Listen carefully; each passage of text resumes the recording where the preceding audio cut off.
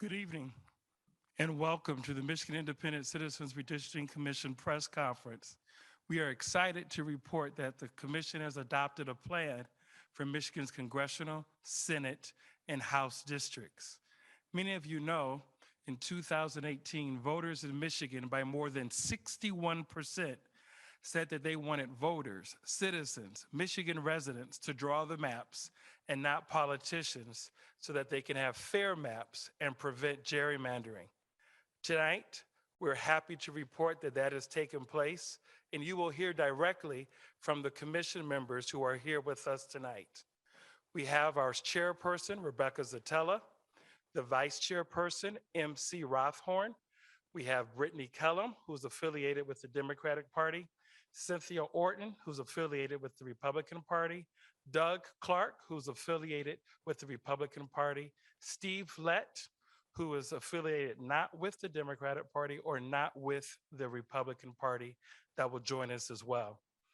We're excited that we've had more than 25,000 comments, more than 25,000 comments from across the state of Michigan through our outreach and public engagement efforts to ensure that their voice was heard by showing up and speaking up. Next after me will be our executive director, will be Sue Hammersmith. After Sue Hammersmith speaks, we will hear from Rebecca Zatella and each one of the commissioners. They're going to provide a testimony about what they liked about the process and what can be improved, what they liked about the process and what could be improved.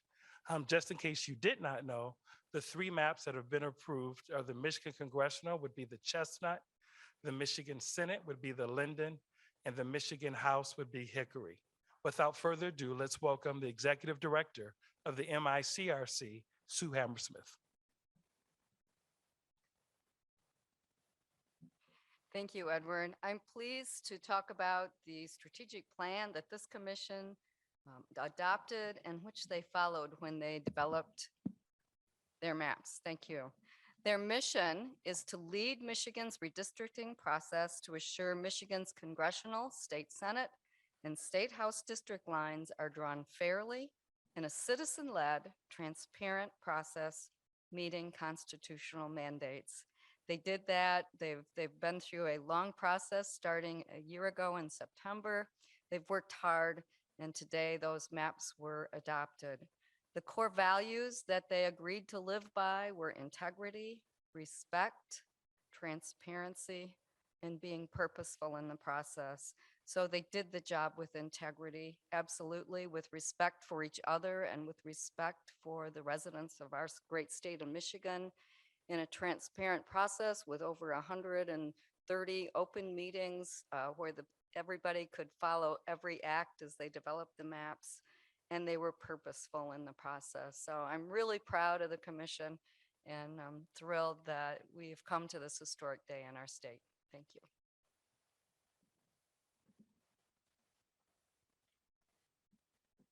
Thank you, Executive Director Hammersmith.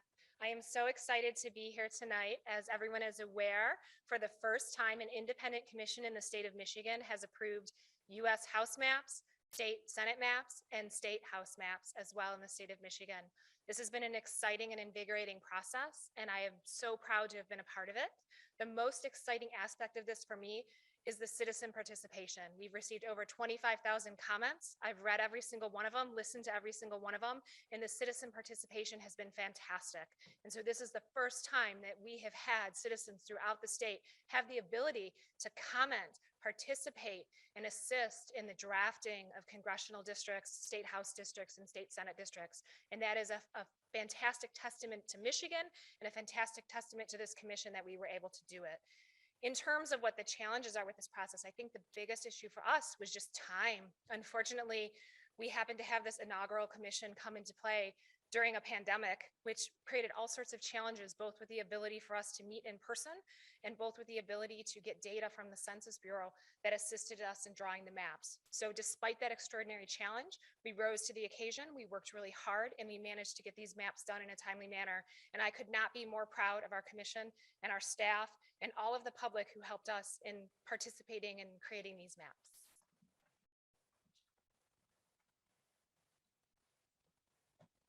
Well said, Chair Zatella. think the part that I'm going to miss the most is that we're not done. We're not done. We have a long way to go, and we have finished with the integrity that has been spoken about before. Our morals, we came through this together, and I think that's the idea, that as a citizen, to be part of something like this is really an honor. And I just encourage every elder person that's looking at us and understanding that it was hard. It is, and it's possible.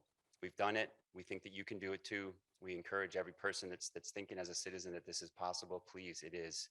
If you're in other states, we want you to do it too. And frankly, it can be moments like this when there's joy.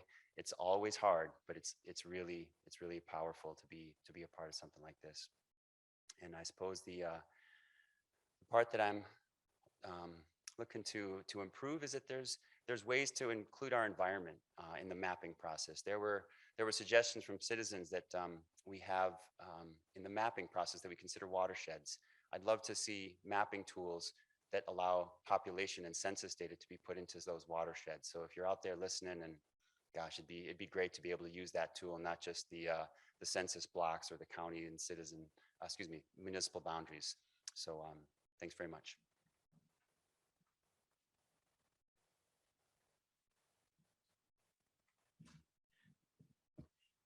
Yeah, this has been a very, very fun experience for me, and I've learned a lot from my fellow commissioners. And as I reflect back on the time I've been on the commission, I think one of the more significant things is how we've integrated the citizens of Michigan into the decision-making process. And a lot of things has to go to the people that developed the Constitution and got the signatures to implement in the Constitution, particularly Nancy Wang and Susan Smith. They deserve just as much credit on that aspect as we do as commissioners to put it together. I also have been very impressed with the teamwork from the commission. I think we've done a very good job working together. We listen to each other's ideas.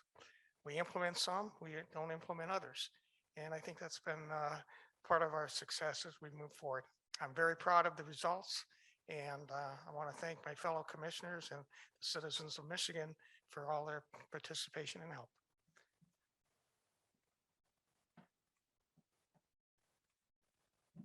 Well, I think that the comments that my fellow commissioners have made are certainly appropriate.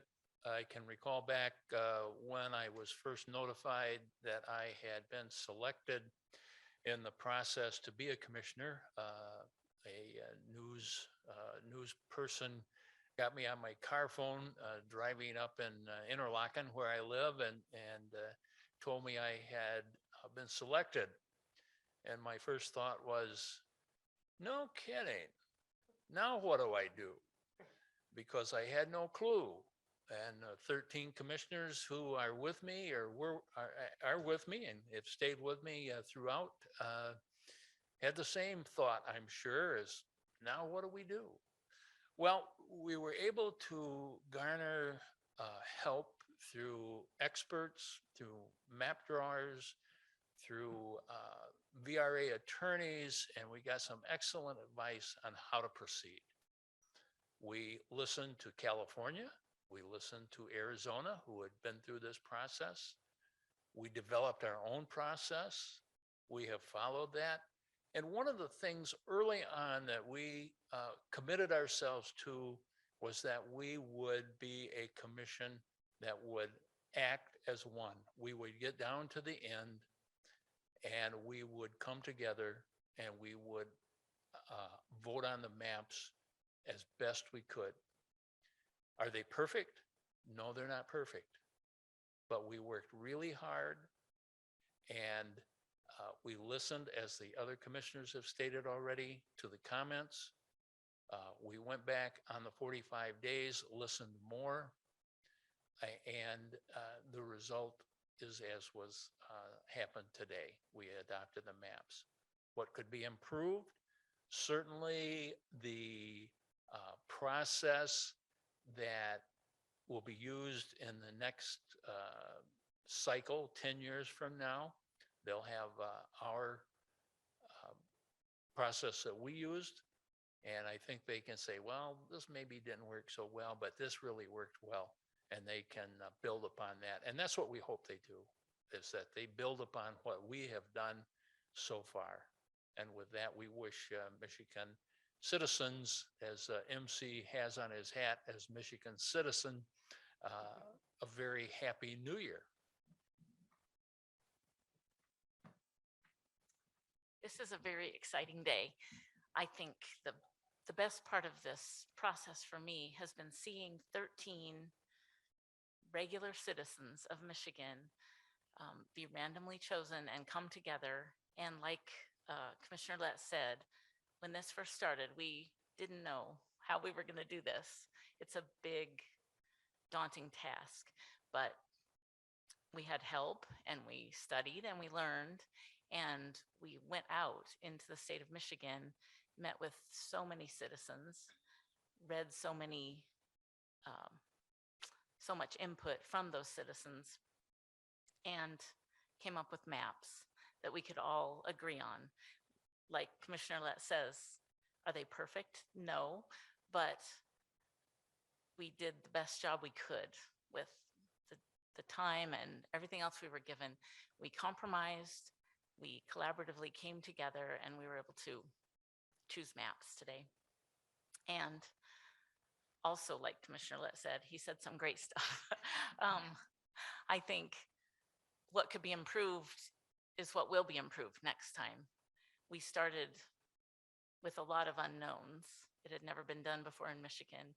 And the next commission will have the benefit of us having done this before. They'll see what didn't work so smoothly, and they can make improvements.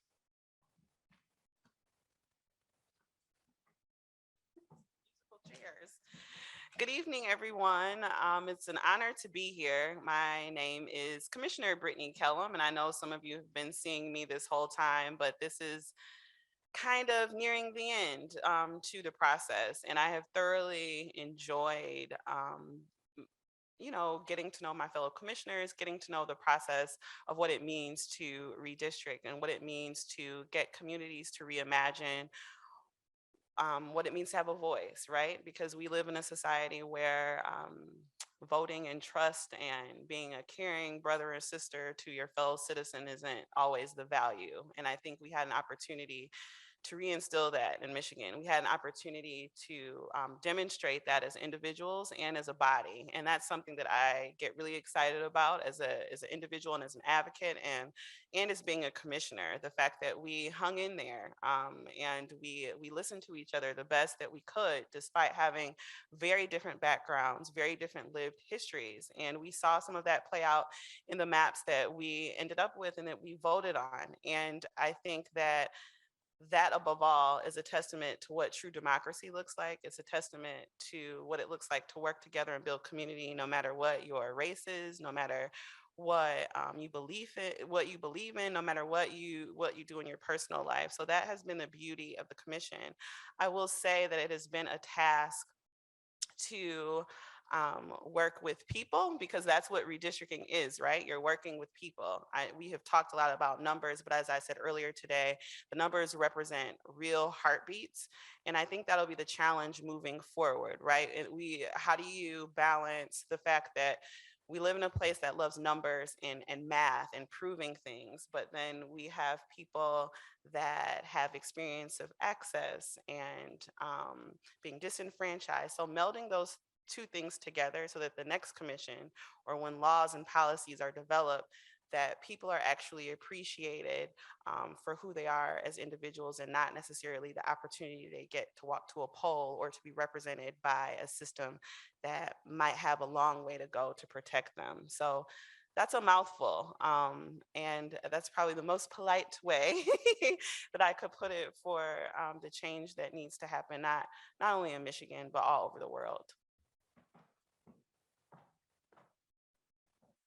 Thank you. We will open up the floor for questions. If you can raise your hand, if you're watching virtually, and if there's members here, if you have questions, you can raise your hand and we will acknowledge them at this time. I do see a hand for Sergio Martinez Beltran with Bridge, Michigan. Sergio, please ask your question. Yes, thank you so much. And I actually have two questions. One is for whoever wants to answer. The other one is for Commissioner Kellum. But the first one is, many of you have acknowledged that none of the maps are perfect. And I'm just curious, what did you need to make them perfect? What was missing for you to have that quote unquote perfect map? Can you provide your two names again? I know Commissioner Kellum Oh, was yeah. moving So with that you. question is for everyone. And I guess I can ask my second question for Commissioner Kellum, if that's easier. Yeah, this is Commissioner Clark. I'll answer the first question. We walked into this process and we knew we weren't going to make it perfect, but we knew the expectation out in the community, the Michigan citizens, was that they wanted it as close to perfect as we could get it. They recognized, many of them recognized that it's an impossible task to make it perfect, and not everybody's going to be happy with the results, because we live in a diverse community, diverse society, and we just can't meet everybody's needs 100%. So we chose to move forward and do the best we can to get to that point. And we recognize there's probably some things that some folks like and other things they don't. And there's conflicts in everything that we went forward to discuss. We had people that liked it and people that didn't like it. And in every part of the state we went to, we recognized the same things were happening. So we made it where we thought it represented the largest part of the society with the decisions that we made. And I'm personally very proud of the products that we produced. Thank you. And then my second question for Commissioner Kellum. I mean, there's still a lot of discontent about the Detroit district. And the reason I am asking you this question is because you're the only Detroit representative up there. These maps last 10 years, as you know. I'm wondering if you're concerned about the impact these maps will have on specifically Black voters in Southeast Michigan or even in Flint.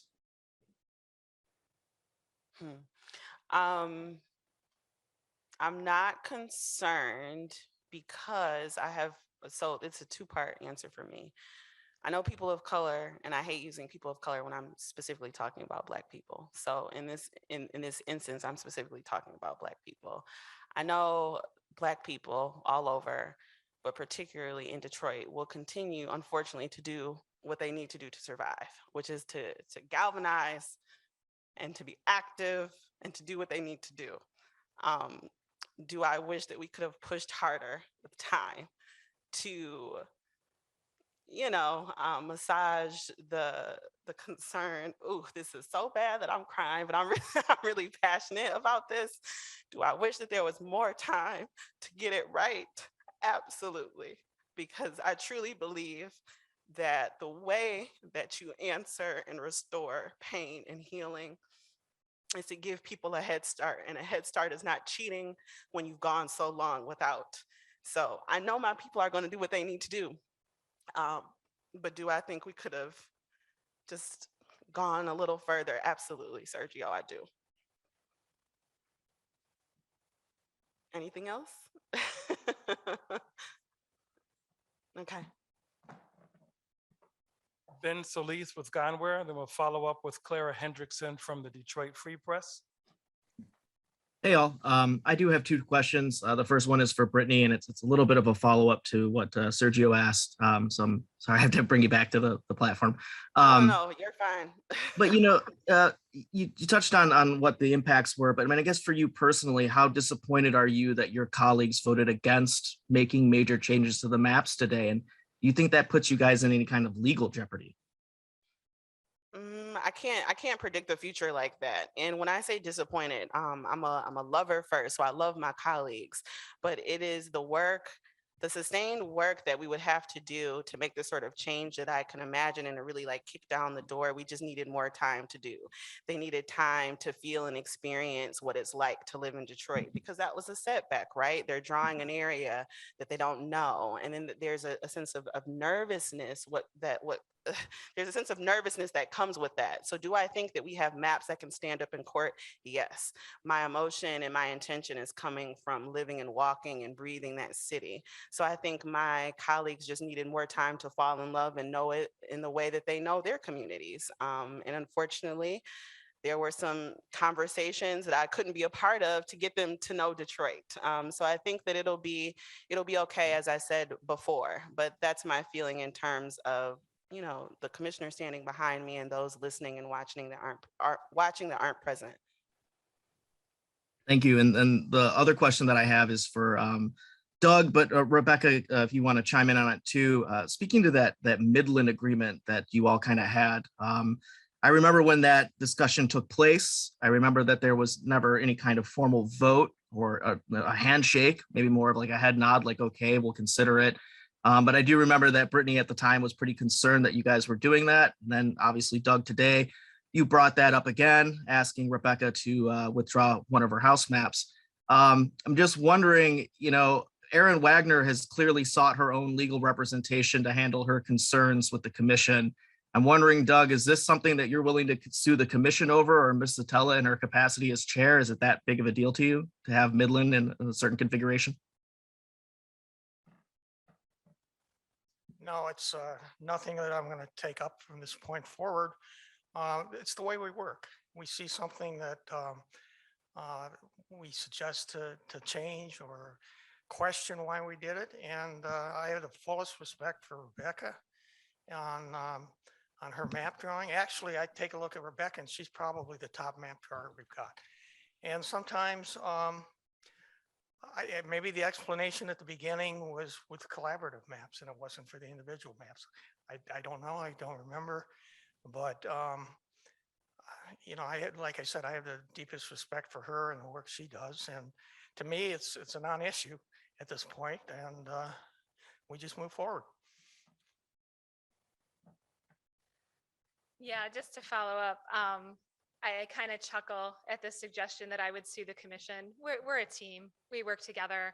We don't always agree. And you see that we banter back and forth, and sometimes we disagree about things. But at the end of the day, we come together and we make decisions as a commission. And there would be nothing for me to sue over because we just exchanged some words. And at the end of the day, we came to an agreement and conclusion on something, and everything was resolved. So no, I would never consider suing my commission and my fellow commission members. Like I said, we're a team. We make decisions together, and today was no different. Appreciate it. Thank you. Thank you, Ben. Claire Hendrickson, Detroit Free Press, followed by Lauren Gibbons, MLive, followed by Jordan, who's with MERS. Great, And thank then you so much. Beth. Okay. This question is for Chair Zatella. I think it was the first time that I heard you today voice concerns about whether Black preferred candidates could win primary elections in Metro Detroit in the districts you all adopted. You pointed to Dr. Hanley's analysis. Were you satisfied with Bruce Adelson's response to your concerns? And do you feel that the state legislative districts comply with the Voting Rights Act? So there's two parts to that question. So in terms of do they comply with the Voting Rights Act, I'm comfortable with Bruce Adelson's opinion that they do. So I'm comfortable with what our expert said. That does not negate for me my deep concern that drives from a limit that we have in terms of data, that perhaps the amounts that we have in the Metro Detroit area are not going to be sufficient for Black voters in those areas to win in the primaries. I remain concerned about that. Unfortunately, with this process being so data-driven, there just is an absence of data that we can analyze to determine that, and looking at one election like was done in Dr. Hanley's report is not really conclusive. And it's really just an apprehension that comes from a lack of data. I wish we had better data so we could know that the decisions that we made are going to play out the way that we think they're going to play out. I'm not sure that that's the case. And at this point, we're just going to have to see what happens as the elections proceed. And I hope to God that we are correct and that we have created the adequate amount of voters to have adequate representation for the Black community, because I think that is so critically important. And I would feel terrible in hindsight if we haven't done that. But again, we just don't have the data to drive those decisions, unfortunately.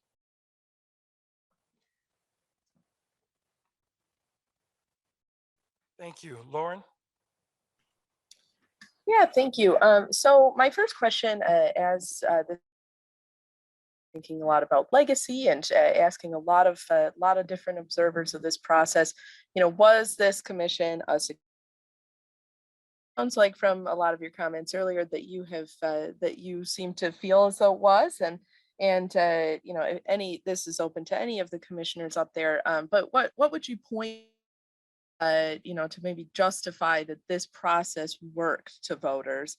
And could you also speak to at all, some of the concerns said, this could have gone better? Well, I certainly think that the process has worked for the voters. The voters wanted an open process, a transparent process, an honest process, which I hope we gave them, and I think we did. We certainly attempted to. So that is what the voters said they wanted. That is what they wrote in the Constitution. We heard that repeatedly, that 61% of the voters voted for this process. We gave them the process. We had, as everyone knows, one closed meeting, and that's the only one that we ever had. And all of that information is out there. So there's nothing that was done in this process that wasn't open to the public in real time, live as we go. And the second part of your question was what? Oh, yeah, I think I said, if you could speak Maine with some of the folks out there who, are either considering or, are just disappointed in the process. What would you say to them? Well, certainly there are going to be people that are disappointed in the process. We heard from them. I'll take an example up in the Midland area. Basically, half of the people wanted it one way and half of the people wanted it the other way. So however it came out, half of them aren't going to like it. And that's going to be all across the state. That's going to be true. But what we did do is we did it in public. And we did it with honesty and integrity, and we told them what we were doing, and we've told them again and again why we did it the way we did it. There were certain things we had to do. We had to have equal population. We had to have the districts contiguous. So you go right down the list. Those are the things we had to look at. We had to look at communities of interest. We tried to do that the best we could. Though communities of interest are somewhat hard to put a label on a lot of times. And so that's the answer. Sure, there are going to be people that are going to be disappointed, but we certainly gave them a lot of information on how we did it and how we arrived at what we arrived at. Does that answer your question? Yeah, it does. Thank you. And then I have one other question. A lot of folks have been asking me about the proposed documentary that the commission is putting together, and how much did the commission budget for that documentary, and if I could just get a better idea what it'll be about, and what the commission I'll let wanted Edward to answer see. that one. Yeah. Thank you, Lauren. The documentary will also include a technical writer. If you're familiar with the Michigan Constitution, the commission, after it adopts a plan, has to provide a report, and it will be combined with that. Will go out for bid not to exceed $49,999.99. And we reappropriated funds with regards to that. You are also aware that the communications and outreach budget was also cut by 20%, so that we could have more meetings with regards to follow-up to the maps. So once again, that $49,999.99 will include the technical writer and the lessons learned video. The lessons learned video, so that for the benefit of the public, but also the next commission as relates to the new redistricting process that voters voted for in 2018. Thank you so much for your question. Jordan? Yes, thank you for taking my question. My question is for Commissioner Clark, and it's specific to the Senate map discussion. Between the initial discussion today and the voice vote, did you change your position to vote for Linden? And was it to get to that 2-2-2 vote threshold between Republicans, Democrats, and nonpartisan members that was needed? Yeah, I did want to spend some time today and discuss my logic in putting the plan together. And then I did not vote for it. And I did not see where we had support enough that it was going to pass. And that the public consistently and have indicated that the Linden map was superior to the others. And as myself and some of the other commissioners did, we took the approach that we're going to listen to the public, and we're going to do what as best as we can do what's best for the public. And so that's why I voted the way I did. Thank you. All right, we're going to open it up for people who are here. We've promised 30 minutes and we're almost done. So Beth LeBlanc, Detroit News.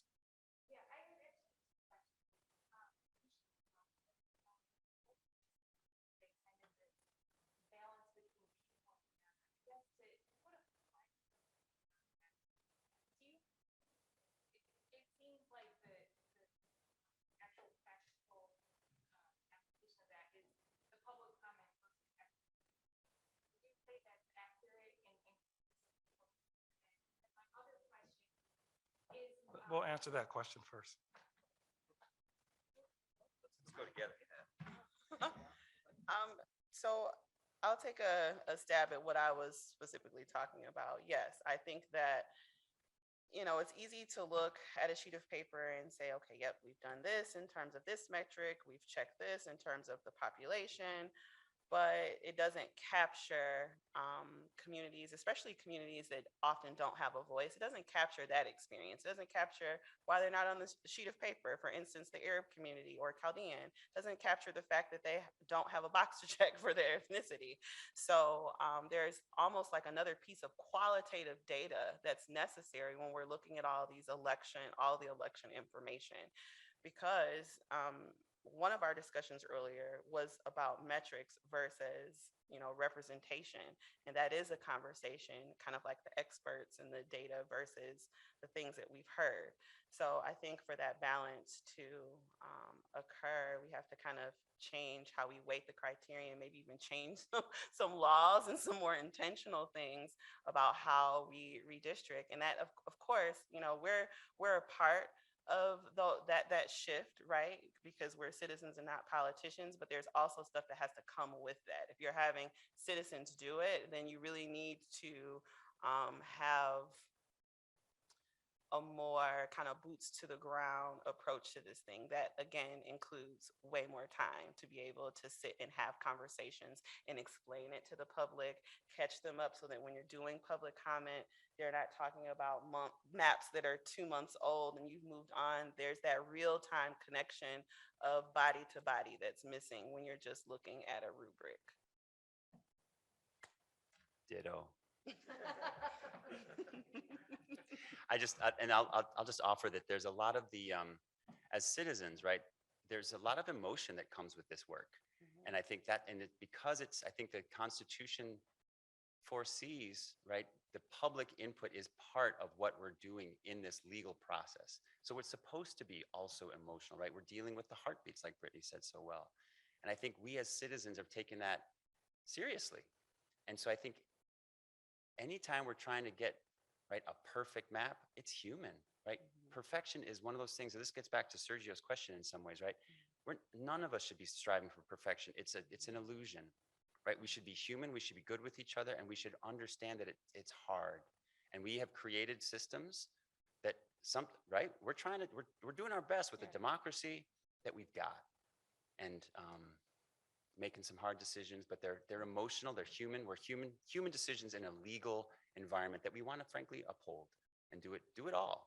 But we're holding that complexity, I suppose, in us as we're doing this. So trying to make these real human decisions with an understanding that we also have to defend them in the court of law.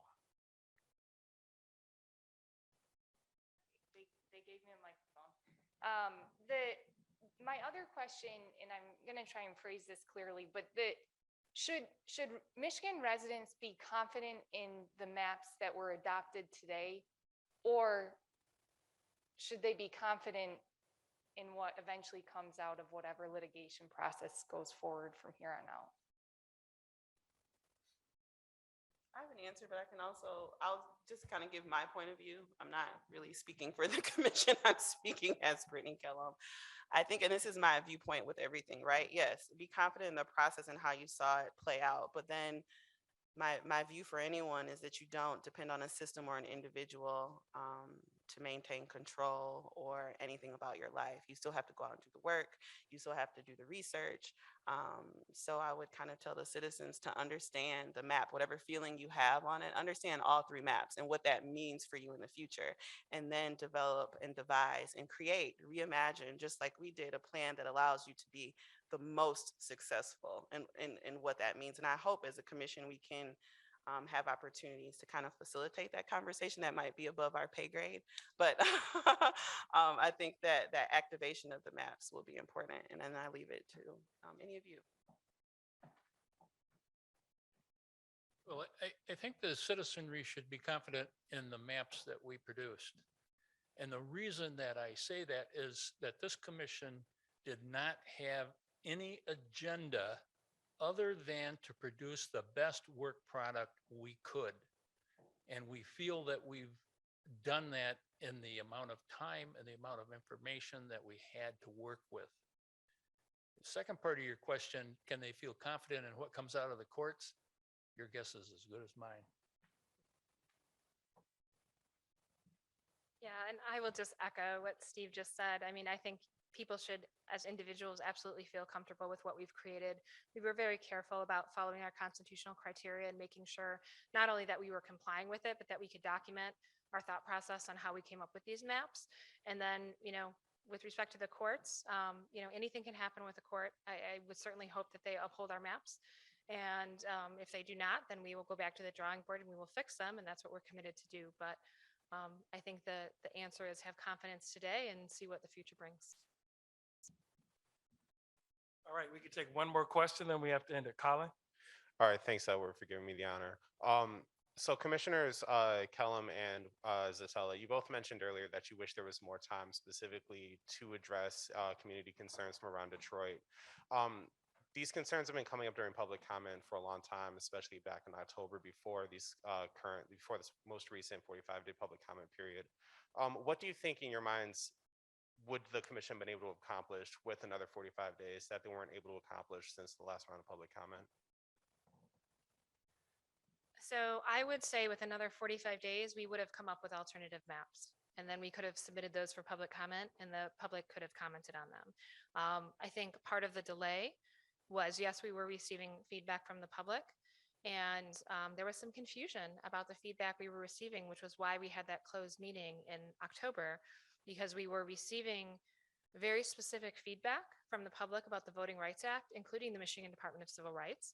And there was some confusion about which interpretation of the law was correct. And so we were waiting for data and more information to make changes. And we did receive more information and data.